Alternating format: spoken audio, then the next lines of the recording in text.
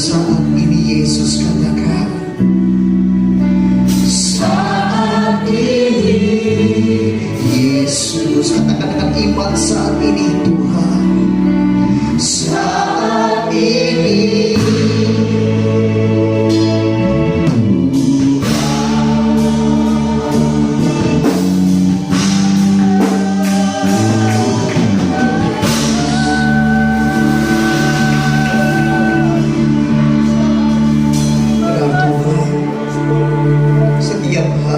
setiap saat, setiap detik dan setiap waktu kami merindukan Engkau untuk selalu hadir di dalam setiap kehidupan kami, menuntun kami, membimbing kami, bahkan menguasai tata hati kami. Terima kasih Bapa melalui persekutuan yang indah pada hari ini. Jikalau Engkau masih memperkenankan kami untuk memuji Tuhan, menyembah Tuhan, bahkan terlebih lagi Tuhan, kami rindu untuk dipuaskan dan disegarkan oleh sabda kebenaran firman-Mu. Karena firman-Mu, iya dan amin. Firman-Mu membawa kesembuhan dalam hidup kami. Firman-Mu yang senantiasa memulihkan kehidupan kami ya Bapa. Bahkan terlebih lagi dengan firman-Mu Tuhan, kami senantiasa terus diteguhkan dalam menghadapi kehidupan di tengah-tengah dunia ini. Tiba saatnya Tuhan, hamba-Mu sebentar akan menyampaikan isi hati-Mu. Berbicaralah Tuhan, urapilah hamba-Mu ya Bapa. Urapi juga setiap jemaat-jemaat Tuhan yang hadir pada hari ini, sehingga ketika firman Tuhan diperkatakan, firman Tuhan boleh senantiasa tertanam di dalam setiap kehidupan kami pribadi lepas pribadi. Roh Kudus, mampukan kami. Roh Kudus, mampukan kami untuk menghidupi setiap kebenaran firman. Di dalam nama Tuhan Yesus, kami sambut firman Tuhan dengan segala ucapan syukur. Haleluya, puji Tuhan. Amin. Ya, shalom. Selamat hari Minggu bagi jemaat-jemaat Tuhan GPTPB Kirati Arim yang sangat dikasihi dan diberkati oleh Tuhan. Selamat beribadah dan selamat datang bagi setiap jemaat Tuhan yang baru pertama kali datang. Kiranya Tuhan memberkati saudara-saudari yang ada di tempat ini. Dan kami merindukan agar di minggu-minggu yang akan datang, saudara-saudari juga bisa datang lagi kembali bersama-sama kami untuk memuji dan menyembah Tuhan. Saudaraku, Bapak Ibu yang sangat dikasihi dan diberkati oleh Tuhan kita Yesus Kristus, dalam kesempatan ini saya rindu sekali untuk berbagi tentang kebenaran firman Tuhan dengan tema yang akan saya bagikan, yaitu setia mengikuti Kristus. Tema firman Tuhan pada hari ini 28 Juni 2020 Gereja GPDPB Kirati Arim, yaitu setia mengikuti Kristus. Dengan kata kunci yang akan saya tekankan, yaitu setia. Saya mengajak kita jemaat Tuhan untuk membuka Alkitab kita di dalam kitab 2 Timotius pasal yang kedua ayat 1 sampai yang ke-13.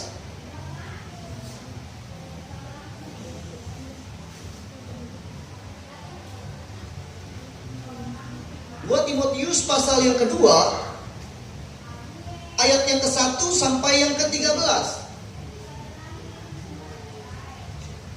Kita akan membaca ayat ini secara berganti-gantian. Kaum pria membaca ayat yang ganjil dan kaum wanita akan membaca ayat yang genap. 2 Timotius pasal yang kedua ayat 1 sampai yang ke-13. Demikian firman Tuhan dengan judul perikop dari Lembaga Alkitab, panggilan untuk ikut menderita. 2, 3, ya. Sebab itu hai anakku, jadilah kuat oleh kasih karunia dalam Kristus Yesus. Kaum wanita, apa yang telah engkau dengar daripadaku di depan banyak saksi, percayakanlah itu kepada orang-orang yang dapat dipercayai, yang juga cakap mengajar orang lain. ikutlah menderita sebagai seorang prajurit yang baik dari Kristus Yesus. Seorang prajurit yang sedang berjuang tidak memusingkan dirinya sendiri, supaya dengan kepada komandannya. Seorang olahragawan hanya dapat memperoleh mahkota sebagai juara apabila ia bertanding menurut peraturan olahraga. Seorang petani yang bekerja keras haruslah yang bertemu hasilnya. Perhatikanlah apa yang kukatakan. Tuhan akan memberikan kepadamu pengertian dalam segala sesuatu. Ingatlah ini, Yesus Kristus yang telah bangkit dari antara orang mati, yang telah dilahirkan sebagai keturunan Daud, itulah yang kuberitakan dalam Injilku. Karena pemberitaan Injil inilah aku menderita, malah dibelenggu seperti seorang penjahat, tetapi firman Allah tidak terbelenggu. Karena itu aku sabar menanggung semuanya itu bagi orang-orang pilihan Allah, supaya mereka juga mendapat keselamatan dalam Kristus Yesus dengan kemuliaan yang kekal. Benarlah perkataan ini, jika kita mati dengan Dia, kita pun akan hidup dengan Dia. Jika kita bertekun, kita pun akan ikut menerima dengan Dia. Jika kita menyangkal Dia, Dia pun akan menyangkal kita. Jika kita tidak setia, Dia tetap setia, karena Dia tidak dapat menyangkal dirinya. Sampai di sini pembacaan firman Tuhan kita. Diberkatilah orang yang merenungkan sabda kebenaran firman Tuhan dan melakukan sabda kebenaran itu dari hari lepas hari. Sidang jemaat Kirati Arim yang sangat dikasihi dan diberkati oleh Tuhan, saat ini kesetiaan merupakan satu hal yang langka untuk kita temui di tengah-tengah dunia ini. Mengapa saya katakan demikian? Hal ini terbukti jikalau kita pergi ke pengadilan agama, maka kita akan menemukan bagaimana begitu banyak orang yang melakukan gugatan perceraian. Entah itu suami terhadap istri maupun istri terhadap suami. Bahkan ketika saya mencari data berdasarkan BPS, Badan Pusat Statistik, secara online, maka didapati tingkat perceraian pada tahun 2018 menduduki angka yang cukup tinggi dan signifikan, sekitar 408.202. Coba klik. Jadi tren perceraian di Indonesia semakin hari semakin meningkat setiap tahunnya. Dan pada tahun 2018 angka perceraian mencapai 408.202 kasus. Dan rata-rata kasus perselisihan dan pertengkaran mencapai posisi yang pertama dengan angka 183.085 kasus, dan faktor ekonomi menempati urutan kedua sebanyak 110.909,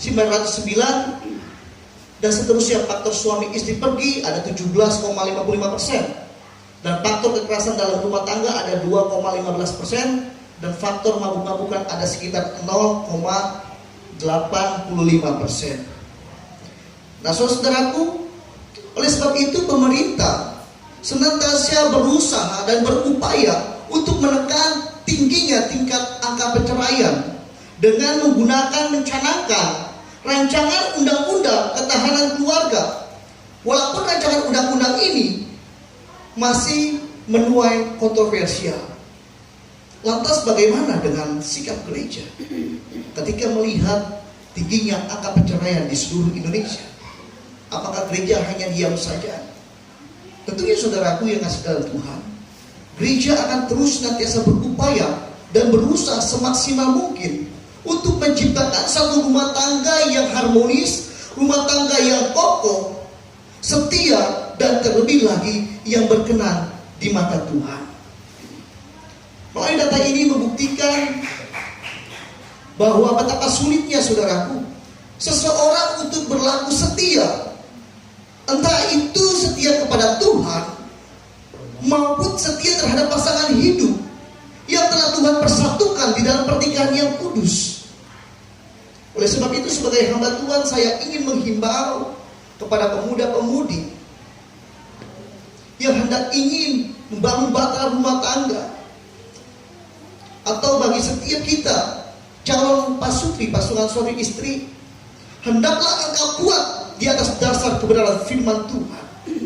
Sehingga ketika engkau senantiasa melangkah untuk masuk ke dalam pernikahan, engkau sudah memiliki fondasi yang tidak akan tergoyahkan. Mengapa saudaraku kita harus kuat di atas kebenaran firman Tuhan? Sebab pernikahan bukanlah satu hal yang tidak sakral di mata Tuhan. Pernikahan bukanlah satu permainan yang dimana hari ini kita gunakan permainan itu dan pada esok hari kita campakkan permainan itu. Tidak seperti itu, saudaraku. Sidang jemaat kiranya hari ini yang sangat dikasihi dan diberkati oleh Tuhan. Demikian juga dalam kehidupan kita sebagai orang percaya maupun sebagai anak Tuhan. Kita digambarkan seperti mempelai perempuan dan Yesus Kristus sebagai mempelai laki-laki. Yang dimana Yesus Kristus sebagai mempelai laki-laki, Dia mengharapkan, Dia menghendaki agar setiap mempelai perempuannya itu bisa berlaku setia dalam menantikan kedatangannya yang kedua kali.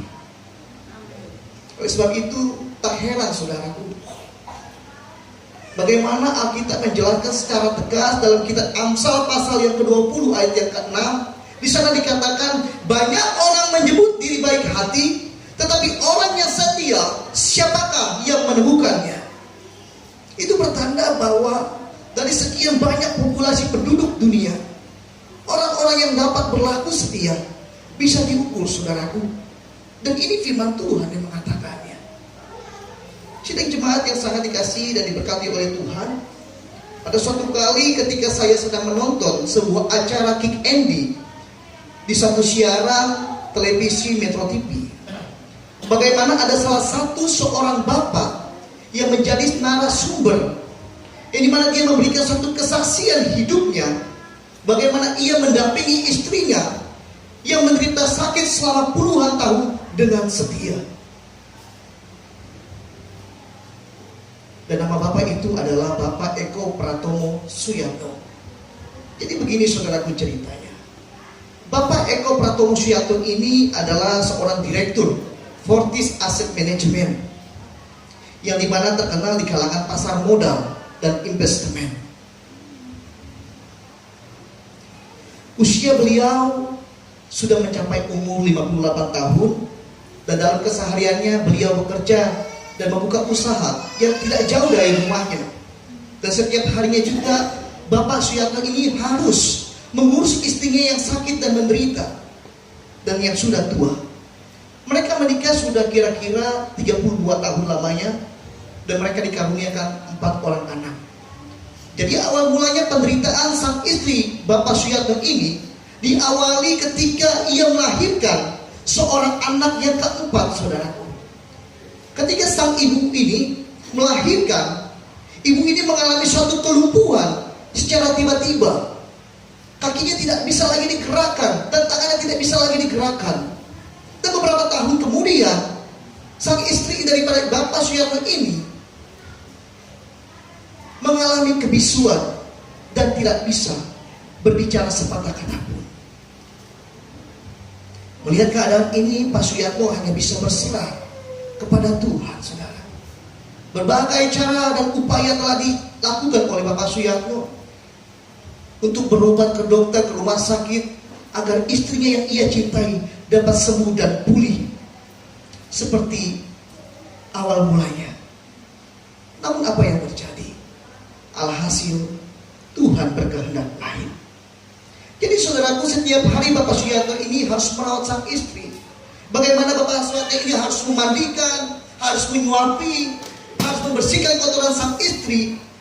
Dan terlebih lagi ketika Bapak Suyatno ingin bekerja,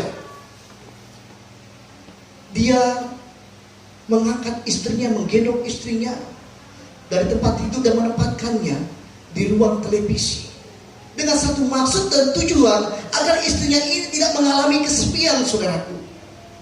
Sambil memberikan satu candaan-candaan yang hangat dengan istrinya. Dan pada saat itulah istrinya pun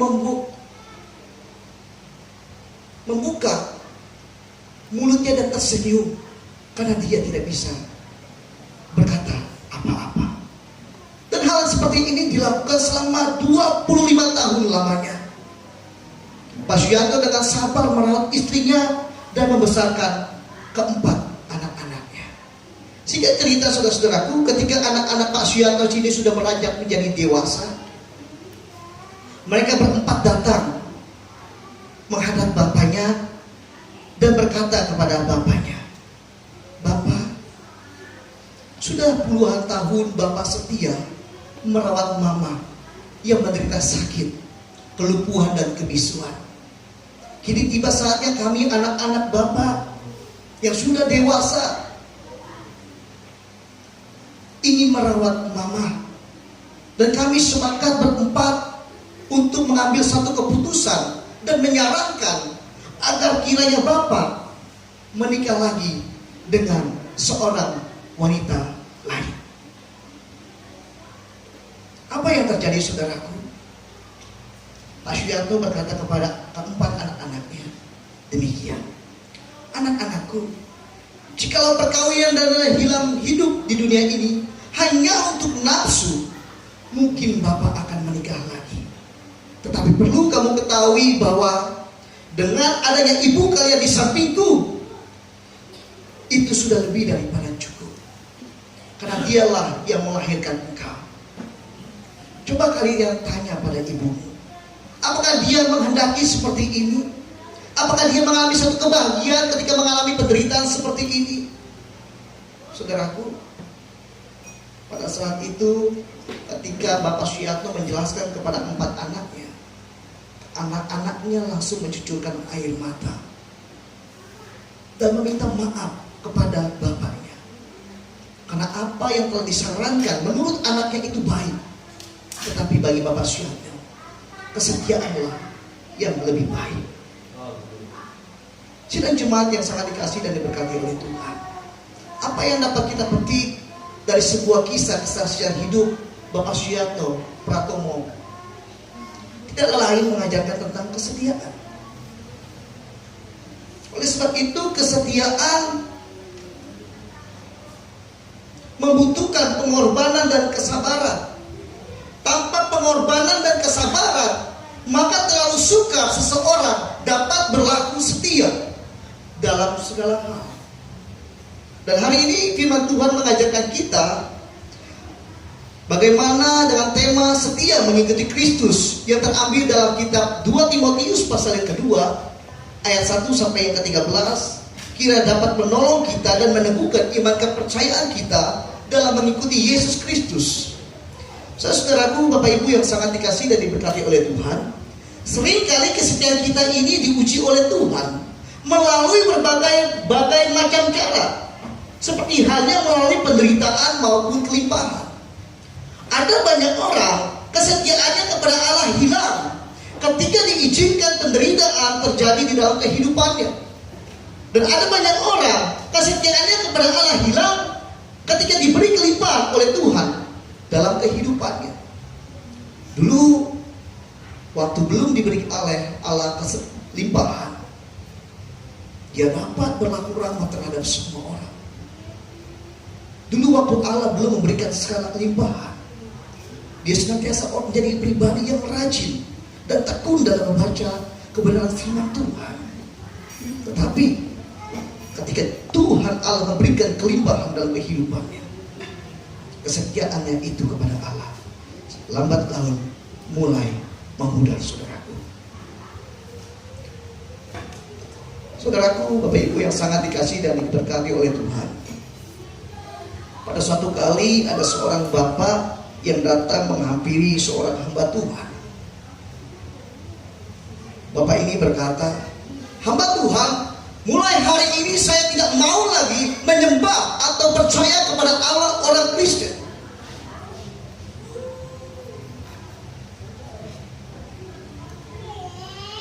Hamba Tuhan itu langsung tercengang, saudaraku, ketika sang bapak ini berkata demikian.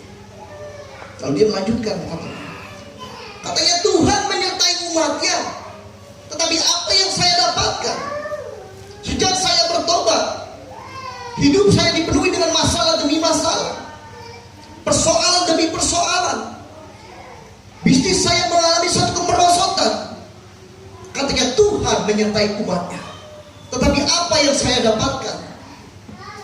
Saudaraku, apa memberikan kesempatan kepada hamba Tuhan untuk menjelaskan yang sesungguhnya apa arti mengikuti Yesus.